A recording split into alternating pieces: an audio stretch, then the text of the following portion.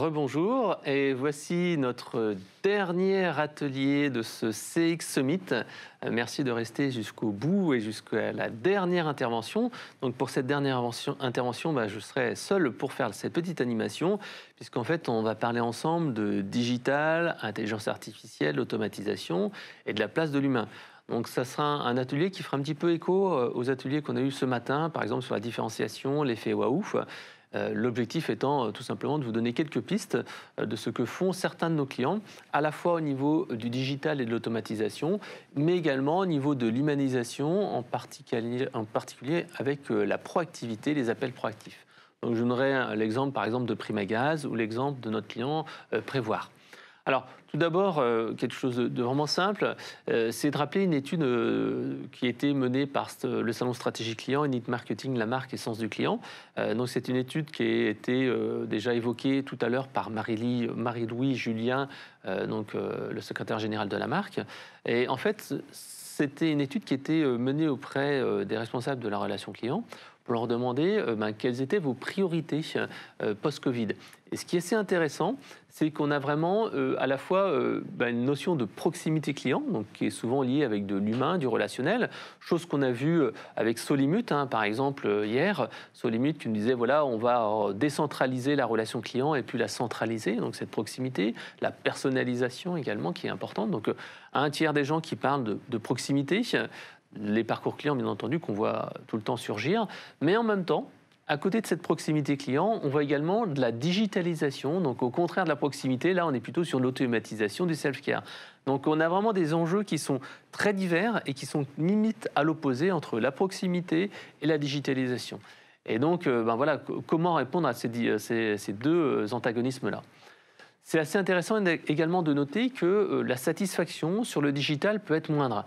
Par exemple, ici, selon l'étude élu service client de l'année, donc celle de l'année dernière, donc vous aurez une nouvelle étude qui sera parue demain soir, que vous pourrez consulter, mais l'étude de 2019 indique que le canal qui apporte la plus grande satisfaction reste encore le face-à-face. Donc être en face-à-face avec quelqu'un qui puisse répondre à ces problématiques, qui puisse adapter la réponse, c'est ce qui apporte le plus de satisfaction. Ensuite, on a des services qui sont plutôt comme le chat, la messagerie et l'email, qui apportent une grande satisfaction. Et au contraire, on a certains services un peu plus digitaux, comme le site internet ou le chatbot, qui apportent en fait moins de satisfaction. Donc quelque part, il faut faire attention. Le digital, certes, peut aider dans certaines situations, mais dans d'autres cas, il faut avoir plutôt du face-à-face. Donc quelles sont les principales raisons de cette insatisfaction, des limites du digital? Je vous ai donné en fait un exemple avec des chatbots, puisque je trouve qu'il est assez significatif. Dans quelle mesure et pour quelles raisons en fait le digital en fait n'apporte pas satisfaction? Et en fait, le premier niveau d'insatisfaction et le premier critère qui indique que le digital n'est pas adapté, dans le cas des chatbots, mais qui est valable pour tout, c'est tout simplement la compréhension du besoin. C'est vrai que lorsqu'on n'a pas un conseiller qui est là pour donner du contexte, pour comprendre le contexte du client, le problème de compréhension arrive en numéro 1. Donc, il faut bien sûr, à l'inverse, si on veut mettre du digital, s'assurer que le client va pouvoir bien énoncer sa problématique, que la réponse sera bien sûr adaptée. Deuxième chose qui apporte vraiment de la satisfaction au niveau du digital, c'est la qualité des réponses. Donc il faut bien sûr que la réponse digitale, self-service ou pas, permette tout simplement d'avoir une qualité de réponse qui soit suffisante.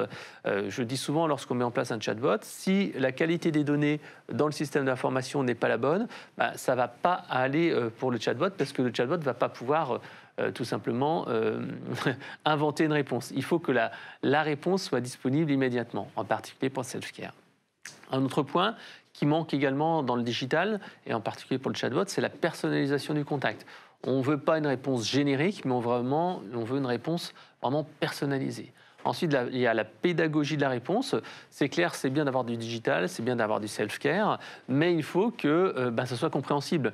Si j'ai une réponse qui est en jargon, si j'ai une réponse avec une procédure complexe à faire, je ne vais pas être content et je vais appeler directement un conseiller. Voilà. Et bien sûr, le professionnalisme et la maîtrise de la réponse.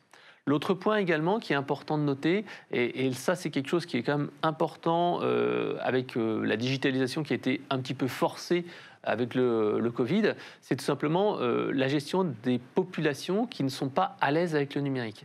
Une étude qui a été menée il y a quelque temps au niveau national a indiqué que 23% des Français ne sont pas à l'aise avec le numérique. C'est ce qu'on appelle maintenant l'électrolisme. L'électrolisme, qu'est-ce que c'est? Ce sont des gens qui ont des difficultés avec l'informatique. Il y a par exemple 7% des Français qui trouvent la navigation difficile sur un site Internet, 4% qui n'y vont pas souvent sur Internet, et en fait 12% qui n'y vont jamais. Et en fait, c'est quasiment 6 millions de personnes. Et en plus, 77% des Français déclarent naviguer facilement sur Internet, mais seulement 43% des 70 ans et plus. Ce qui veut dire tout simplement que les personnes un peu plus âgées, les seniors, ont des difficultés avec l'informatique et qu'il va falloir donc adapter pour ces personnes-là un service. Donc je ne pourrais pas faire du 100% digital, il faudrait toujours que j'ai du service avec des conseillers. Ou alors mixer les deux, par exemple avec du chatbot ou du callbot. Le callbot, qu'est-ce que c'est? C'est j'appelle au téléphone et j'ai un robot qui permet d'avoir un premier niveau d'information et ensuite de le passer au conseiller. Une des clés, et ça c'est vraiment ce que l'on voit nous chez nos clients, c'est clarifier la promesse et surtout la tenir. Je vous ai mis ici deux graphiques. En fait, tout simplement, c'est une étude qui a été menée par Élu Service Client de l'année qui indique en fait la moyenne de satisfaction pour les chatbots. On voit en fait que 2/3 seulement des clients sont satisfaits des chatbots et à peu près un tiers, un peu plus d'un tiers, ne sont pas satisfaits en fait de la réponse apportée par un chatbot. Pourquoi? C'est toutes les raisons précédentes que j'ai évoquées.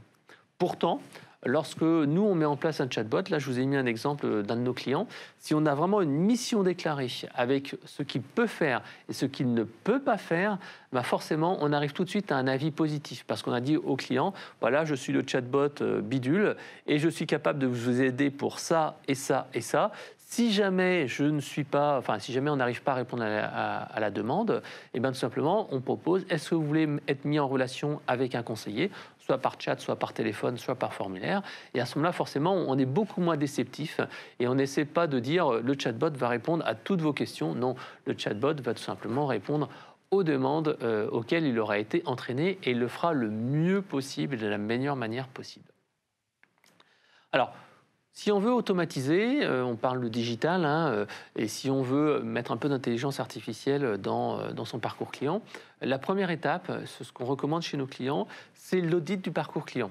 Le but, en fait, peut être double. Soit, en fait, on va essayer de fluidifier le parcours client, soit on va essayer de corriger des problèmes qui arrivent dans le parcours client. Alors, l'objectif est différent. Fluidifier, qu'est-ce qui se passe? C'est que forcément, on a un parcours client qui existe. La personne arrive sur son site internet, par exemple dans son espace client, et là, en fait, elle a des difficultés à utiliser l'outil. Et à ce moment-là, on va fluidifier le parcours client, par exemple en proposant un chatbot qui va se déclencher automatiquement dans le parcours client et qui va apporter des réponses ou qui va guider l'utilisateur. Ou alors, dans son parcours client, l'objectif, ça sera de corriger un problème, essayer de traiter une demande. Et là, on sera plutôt en curatif. Et là, typiquement, c'est par exemple pouvoir proposer un chatbot, un callbot, une solution de self-care, par exemple, pour faire un suivi de dossier. On a un exemple assez classique dans le domaine en fait, des assurances. En fait, tout simplement, on va pouvoir déclarer un sinistre comme on le souhaite et on va pouvoir agir soit en correction, soit en fluidification.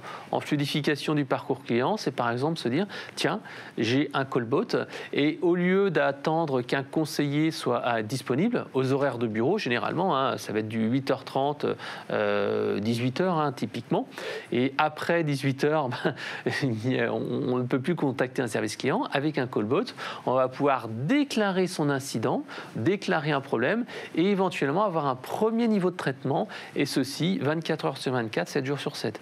Et là, on est encore une fois dans un parcours client qu'on va fluidifier. On va identifier dans le parcours client quels sont les moments sur lesquels il peut être intéressant de faire intervenir du digital. Alors nous, quand on a ce genre de demande-là, on a quelques questions à poser. Le premier, et je pense que c'est une question qu'il faut vraiment se poser lorsqu'on veut mettre en place du self-care en particulier, c'est quel est le volume de demandes récurrentes et sans valeur ajoutée. Ça, c'est quelque chose qui est essentiel. On a souvent des clients qui viennent nous voir, qui nous disent, voilà, j'ai envie de mettre en place un chatbot, j'ai envie de mettre en place un callbot.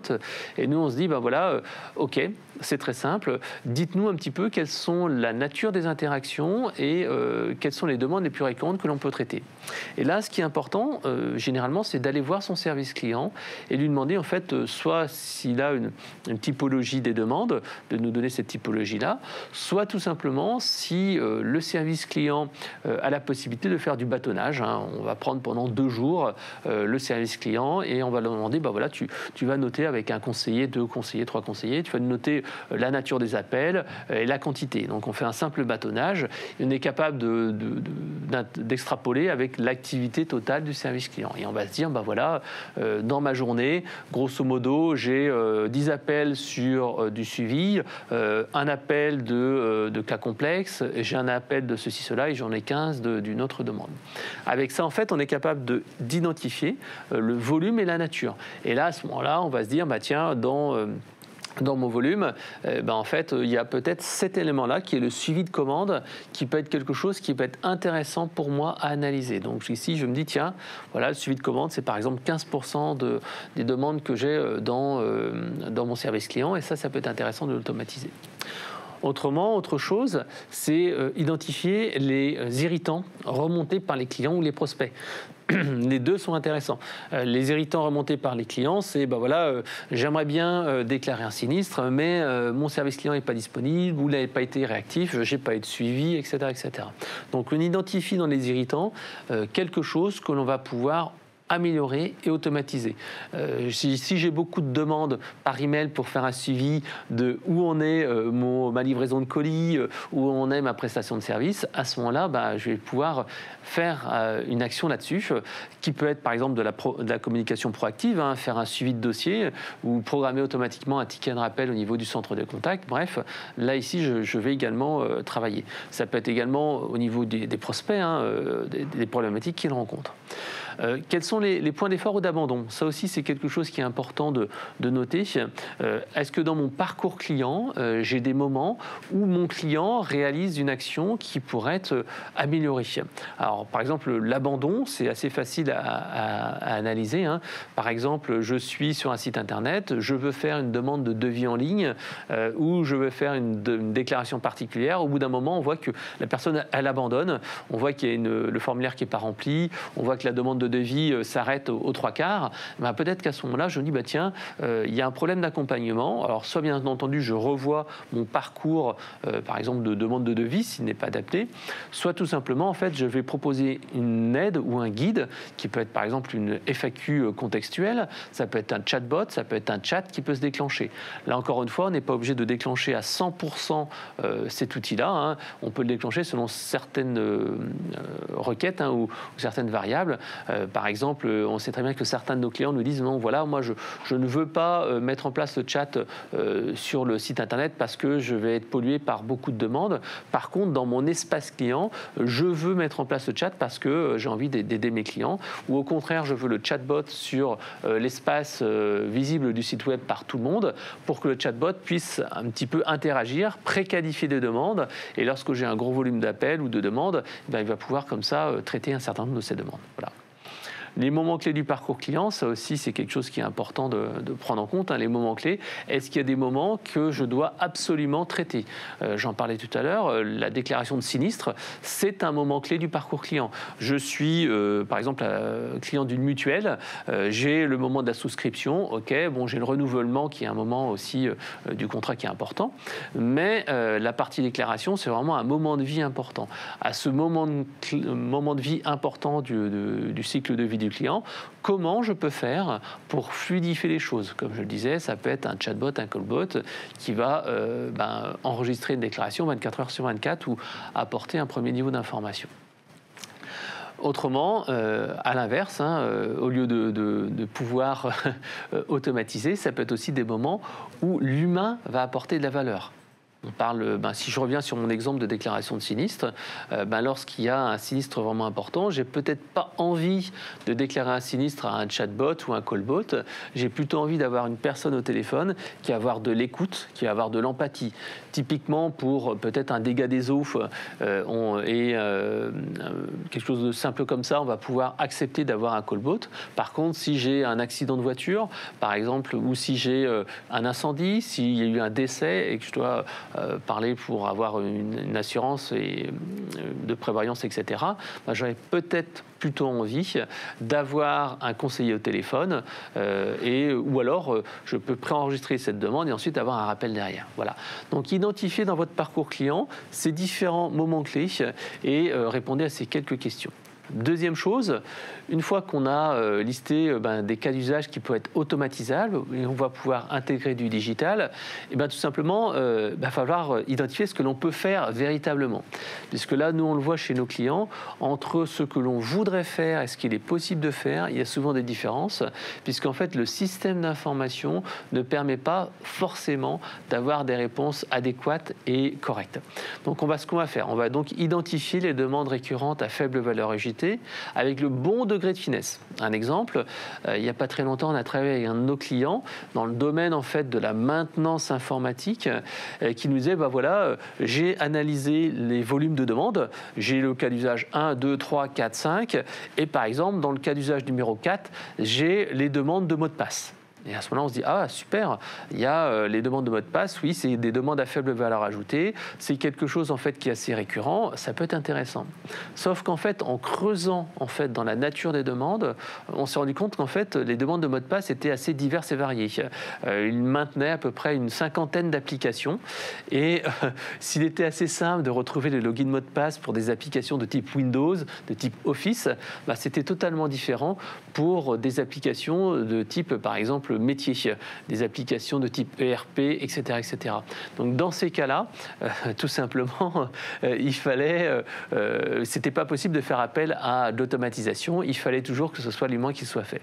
Donc finalement, c'était pas, par exemple, 1500 emails qu'on avait et 500 appels, mais c'était beaucoup moins d'éléments qui étaient automatisables. Donc ça, c'est vraiment important de savoir le nombre d'éléments qui sont automatisables et la finesse de cette automatisation qui serait potentiellement possible. Suite à ça, en fait, on va essayer de sélectionner la demande à automatiser qui offre le plus grand ROI.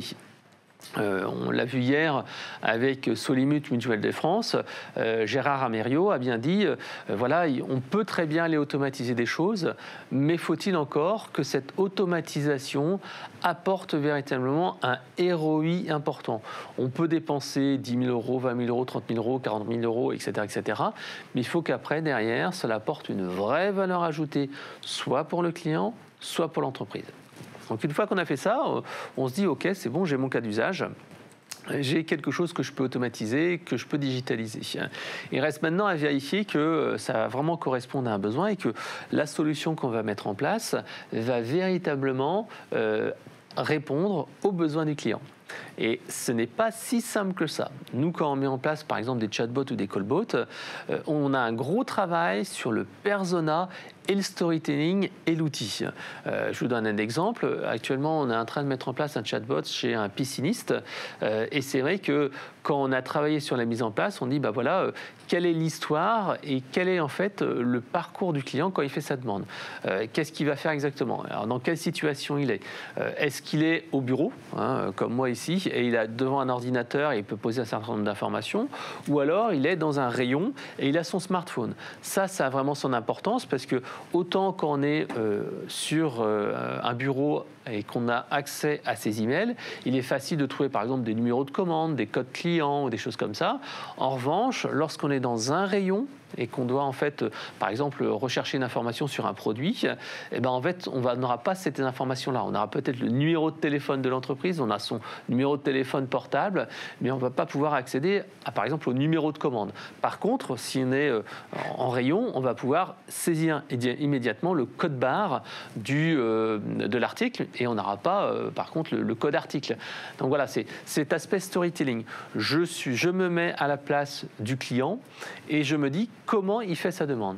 Et c'est comme ça, en fait, qu'on arrive vraiment à soulever et à creuser et ensuite à avoir un outil qui va vraiment répondre à la meilleure demande, puisque l'outil digital peut être divers et variés.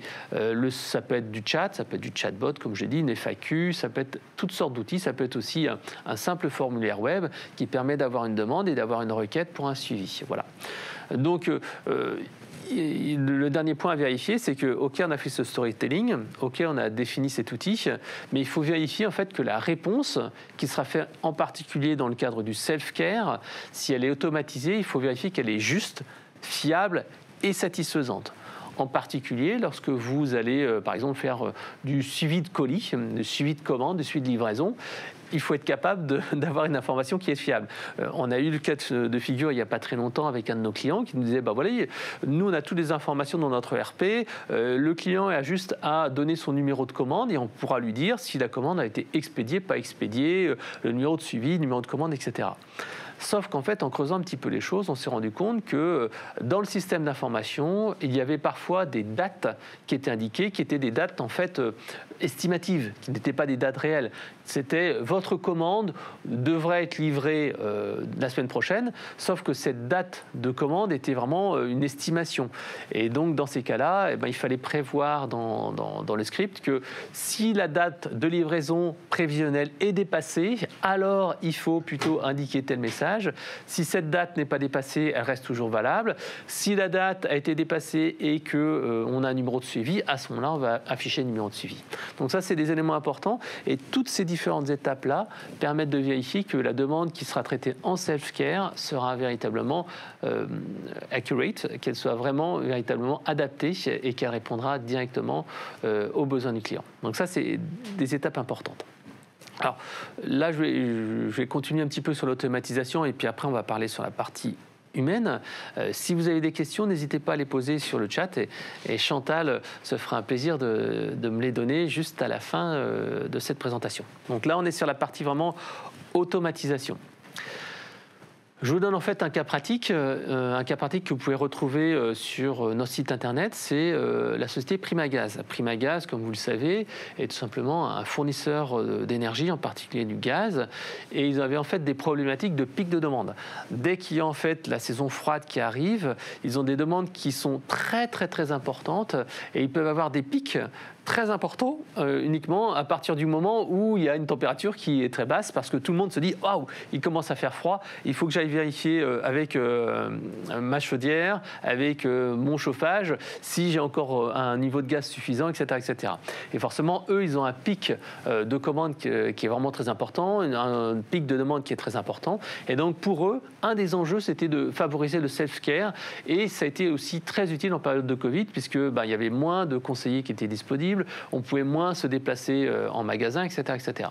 Et donc leur solution a été de mise en place un chatbot dans l'espace client. Ce chatbot en fait était connecté au système d'information avec un affichage conditionnel selon les types de clients et il a permis en fait de soulager les conseillers au téléphone en traitant automatiquement des demandes très simples telles que les demandes de prix, les relevés de compteurs et 2, 3, 4 informations comme ça.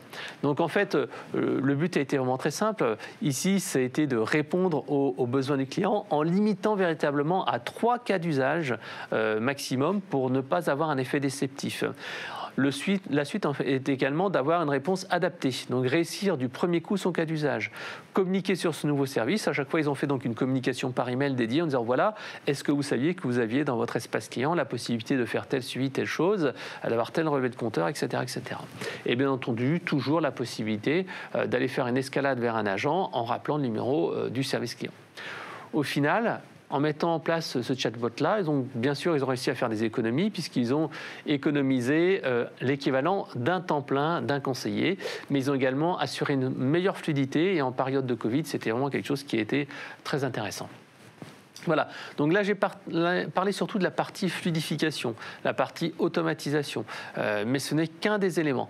Dans la pyramide de l'expérience client, bien sûr la base c'est de fiabiliser les offres, les processus et d'avoir un rapport qualité-prix perçu qui est idéal. Donc ça c'est vraiment la base, les services, les produits vendus. Ensuite la qualité de service, on le sait très bien au niveau du service client, hein, ça c'est quelque chose qui est essentiel et là le conseiller a tout son rôle à apporter. Ensuite on a vu ensemble la voix du client qu'on doit diffuser dans l'entreprise et ensuite, pourquoi pas, aller se différencier avec des services différents. La clé après, derrière, c'est d'anticiper et d'être proactif. Et là, en fait, on verra que l'humain a véritablement tout son rôle à jouer. Et je vais vous donner quelques exemples, des exemples assez personnels d'ailleurs sur le sujet. Pourquoi c'est important aussi d'avoir cet aspect digital? Parce que selon le canal, on va tout simplement avoir des exigences différentes en termes de réponse. On sait que sur le téléphone, il faut répondre en moins de 3 minutes, c'est ce que réclament les clients. Sur les réseaux sociaux, c'est moins d'1 heure. Par le chat, les gens n'attendent pas attendent moins de 2 minutes de retour. Et par email, on attend une réponse entre 4 heures et 24 heures. Donc voilà, c'est des exigences qui sont importantes. Et là, l'humain et le digital vont pouvoir agir de concert. Donc, comment on va pouvoir après apporter de l'émotion et aller sur ce fameux sommet de la pyramide? Tout simplement, le sommet de la pyramide, créer de l'émotion, ce fameux CX, Customer Experience, va être atteint en utilisant la promesse. Donc on aura des attentes, nos clients s'attendent à avoir une réponse en moins de 3 minutes, etc., etc. Ensuite, il y a la perception, donc je m'attends à avoir par exemple un produit de qualité et finalement je le reçois, il est moins bon, donc je ne suis pas très content parce que entre ce que je voulais et ce que j'ai eu, je n'ai pas eu tout à fait ce que je voulais. Et le facteur émotion qui sera beaucoup plus important. Par exemple, si j'ai payé cher, c'est quelque chose qui compte pour moi, c'est quelque chose d'important. Donc en fait, je vais pouvoir travailler là-dessus. Donc bien sûr, cette première étape-là, c'est de travailler sur votre promesse, savoir qu'est-ce que vous promettez au client, ce que vous délivrez et l'émotion que ça peut entraîner. Alors donc ça c'est vraiment important et bien sûr s'il y a de fortes attentes et l'usage est médiocre, le client sera déçu. Au contraire, s'il a des attentes juste faibles ou normales et que l'utilisation est excellente, alors là vous aurez un fan. Donc là, bien entendu, c'est une partie un peu théorique. Vous allez me dire, c'est pas facile forcément d'avoir cet effet waouh et transformer quelqu'un en fan. Pourtant, cet effet waouh peut être programmé ou au contraire peut être spontané. Moi, je distingue vraiment deux notions, le programmé et le spontané. Alors, je parlais d'un premier niveau, pour moi, c'est le spontané. L'effet waouh spontané, je donne un exemple très simple. Il y a 2 semaines, je suis allé chez le fleuriste Monceau-Fleurs, et donc j'étais allé avec ma fille de 2 ans et demi, et donc on était allé chercher un bouquet de fleurs. Donc moi, je prenais un simple bouquet de fleurs, je l'ai pris, je suis allé faire la queue pour aller à la caisse, et là, en fait, avec ma fille, on attendait, puis je lui disais, tiens, regarde les fleurs, etc., etc. Et comme on était 3, 4, 5 dans la queue, tout d'un coup, il y a la fleuriste qui est venue me voir et qui a donné une petite fleur, là, la fleur que vous voyez là, à ma fille. Et ma fille de 2 ans, elle fait « Waouh, une fleur !» Et elle l'a gardée contre elle pendant tout le trajet. Elle a montré à ma femme quand elle a rentré « Regarde, j'ai une fleur pour toi, maman !» Et c'est vrai que cet aspect était véritablement waouh. Je m'y attendais pas. La personne à la caisse avait aucun intérêt à le faire. Je venais juste chercher un pot de fleurs avec des fleurs. Et là, waouh! Il y a eu un effet waouh, et c'est vrai que maintenant, à chaque fois que j'irai chercher des fleurs, j'irai tout le temps dans ce magasin-là. Et j'ai laissé un avis sur Instagram, je crois que j'ai laissé un avis sur LinkedIn, et donc j'ai montré mon contentement et pas justement mon mécontentement. Donc comment on arrive à avoir cet aspect spontané? Cet aspect spontané soit lié à la personnalité, donc recruter les bonnes personnes dans son service client ou dans son entreprise, mais c'est également quelque chose qu'on peut provoquer avec tout simplement des formations, on en a parlé beaucoup, la formation, la culture client, donner de l'autonomie, permettre aux clients d'avoir de l'empathie et avoir de la confiance en ses employés. Ça, je vous renverrai aux différents ateliers qu'on a eu aujourd'hui, en particulier celui qu'on a eu avec la marque et Orange Bank qu'on a eu en début d'après-midi. Donc ça, c'est la première chose. Après, je parlerai du deuxième effet waouh qu'on peut avoir, c'est l'effet programmé. Alors l'effet programmé est un peu plus difficile à faire, puisqu'en fait, il s'agit en fait d'automatiser ou de préparer des choses en avance. Alors, il y a 2 ouvrages que j'aime beaucoup sur cette thématique-là. Le premier, c'est Jonathan Lefebvre, qui a écrit un livre qui s'appelle L'obsession du service client. En fait, il explique comment une start-up comme Captain Train a créé en fait une expérience client entre guillemets extraordinaire, en jouant sur 2 leviers, on va dire même 3 leviers. Le premier, c'était l'optimisation continue des produits. Donc les réclamations clients permettent d'aller alimenter le produit et de le faire évoluer. Deuxième chose, c'était les outils. Utiliser des outils de service client, digitaux ou pas, qui permettent en fait d'automatiser un maximum de process. Et la troisième chose qu'il met en avant, c'est la rapidité. Donc s'il y a vraiment 3 choses à retenir de ce bouquin, c'est ça, c'est la réactivité. Il le dit dans son livre, un des moyens d'étonner et d'avoir un facteur waouh, et qui était une grande force chez Captain Train, c'est d'avoir une réactivité immédiate, avoir des outils qui permettent de répondre immédiatement. En même temps, je dirais pour englober tout ça, c'était la confiance, donner la confiance aux collaborateurs et un petit peu comme le disait Marie-Louis Julien de la marque, accorder une délégation pour traiter automatiquement les demandes par les clients. Deuxième livre de référence que je vous invite à lire, qui est en fait Ces moments qui comptent de Chip Heath et Dan Heath, donc les frères Heath, qui ont sorti en fait un livre intéressant qui explique que l'on peut créer des moments et créer des moments waouh en analysant son parcours client et en analysant ce que vivent les clients.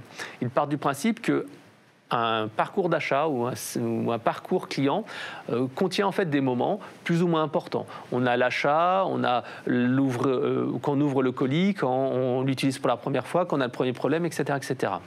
Il explique que l'expérience client n'est pas la cumulation de ces différents moments, mais plutôt différents moments qui sont clés, qui vont être importants. Et il y a certains moments qui comptent plus que d'autres.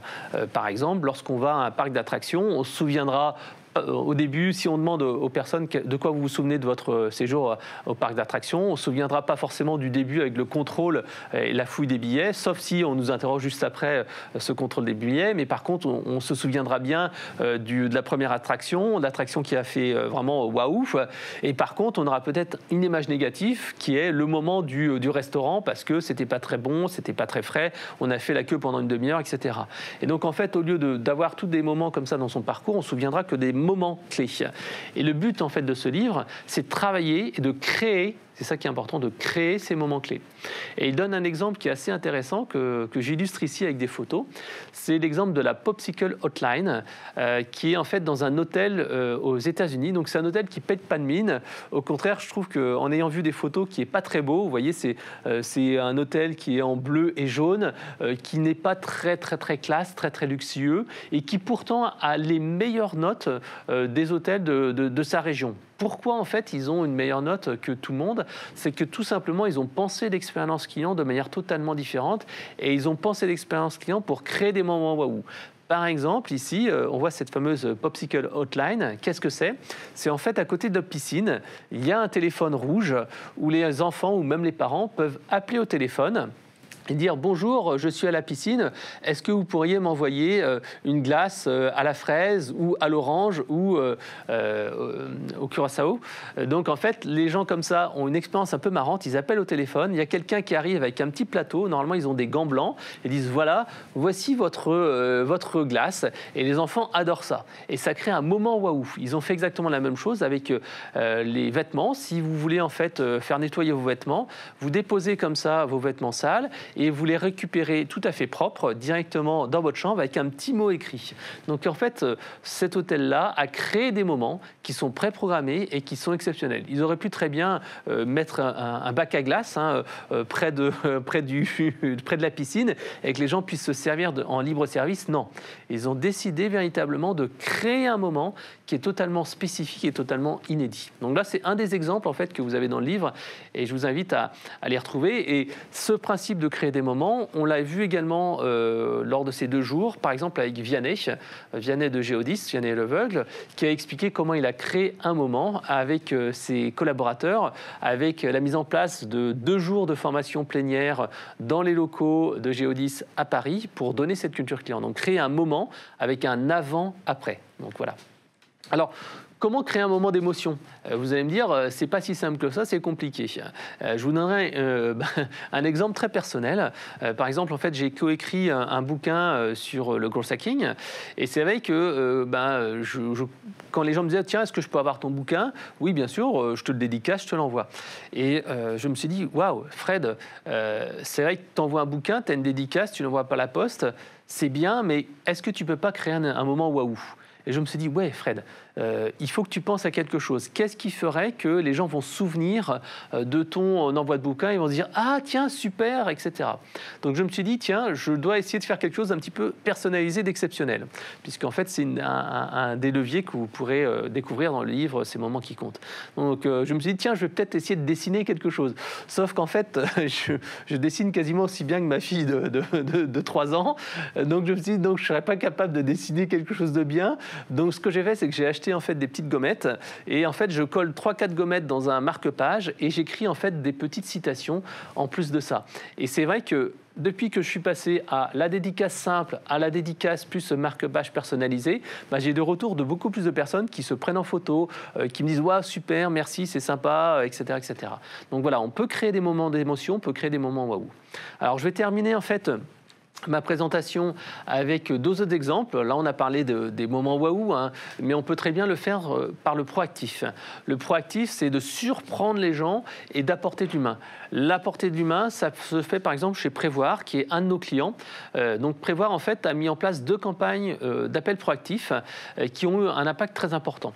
La première campagne, qui concerne à peu près 3000 appels à l'année, c'est l'appel de bienvenue.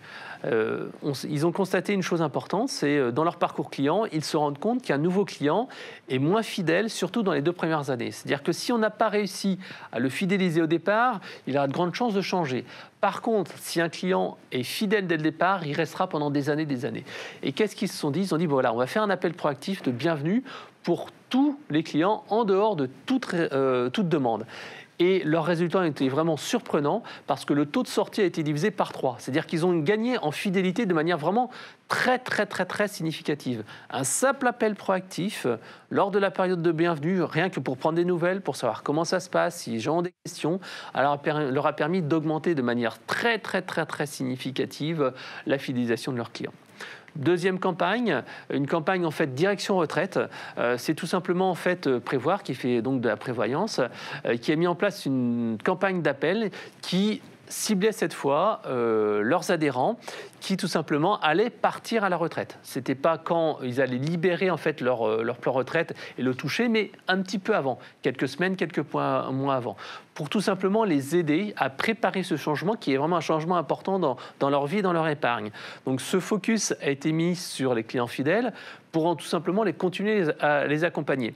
Continuer à les accompagner, c'est quoi? C'est leur dire oui, je vais vous aider à préparer ce changement, à débloquer votre épargne, mais surtout après, à leur proposer des produits de Prévoir pour placer en fait leur épargne. Parce qu'ils se sont rendus compte tout simplement que ces personnes-là, si on ne les accompagnait pas, allaient placer après leur argent dans d'autres types de produits financiers et qu'ils perdaient en fait cet accompagnement et ils perdaient ce chiffre d'affaires entre guillemets s'ils n'avaient pas cet accompagnement-là. Donc leur solution, c'était tout simplement un appel proactif 2 ans avant la retraite avec des conseils pour un programme sur mesure qui s'appelle Direction Retraite. Alors ce programme est assez récent, mais ils expliquent en fait que ça a des retours encourageants et que grâce à ce programme-là, ils arrivent à tout simplement à faire signer leurs clients sur d'autres produits de leur gamme de produits. Là encore, je fais écho à l'atelier de ce matin qu'on a eu avec l'ADTEM, avec Maryse Mougin, qui expliquait bien que faire de l'expérience client pour de l'expérience client, ça ne sert à rien. Il faut que l'expérience client soit au service en fait, de la rentabilité de l'entreprise. Et donc là, on est typiquement dans ce cas de figure-là. Voilà. Donc, changer la culture, je vous ai expliqué l'action de Géodis. Créer un moment avant-après, c'est l'élévation. Pride, Insight, Connection, c'est ce qu'on voit exactement dans le livre Ces moments qui comptent. Je vous laisserai après regarder les slides si vous le souhaitez. Donc, créer un moment de fierté, être connu, comprendre tout ça. Voilà. J'arrive à la fin de cet atelier, j'ai un petit peu débordé de 10 minutes. Ce que je voulais vous dire, c'est que pour offrir un effet waouh et pour améliorer l'expérience client, il faut bien sûr clarifier la promesse et surtout la tenir. Ensuite, offrir la qualité de service minimale qui est attendue. automatiser ce qui peut l'être et créer des moments, en particulier grâce à l'humain. Voilà, donc on arrive à la fin de cet atelier et même en fait, je ne sais pas si on va prendre une question. Allez, je vais prendre une question pour qu'on ait encore l'occasion d'entendre la douce voix de Chantal. Non, Fred, on ne va pas avoir le temps pour des questions, parce qu'effectivement, le temps est un peu imparti. En revanche, je souhaitais relayer le commentaire de Gwen Rio, je vais la citer du coup, qui dit quelle formidable, quelle superbe intervention, tout y est, je bois du petit lait. Ah bah, donc tant je mieux. pense que pour un final, c'est un magnifique final qui clôt ces 2 journées. Et puis j'en profite pour te remercier au nom de toute l'équipe. Non, nous allons rester cachés. Au nom de toute l'équipe d'Éloquent, on tient à te remercier d'avoir porté à bout de bras ces 2 journées. Au nom des intervenants aussi qui ont beaucoup apprécié.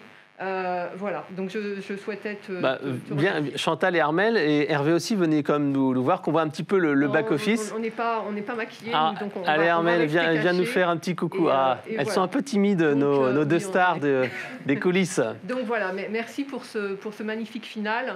Je souhaitais aussi donner rendez-vous à nos auditeurs à 2 événements phares. Nos amis de Élu Service Client de l'année qui ont leur gros événement demain, donc un événement digital et gratuit, demain à 17h30. Une explosion de joie, de célébration, donc n'hésitez pas à vous inscrire, il est encore temps, Élu Service Client de l'année. Et puis la marque, le 27 novembre, à partir de 9h le matin, une convention digitale avec de la bonne humeur, du partage, comme d'habitude. Et voilà, donc soyez présents, ça fait du bien en ce moment d'avoir des événements décalés, joyeux.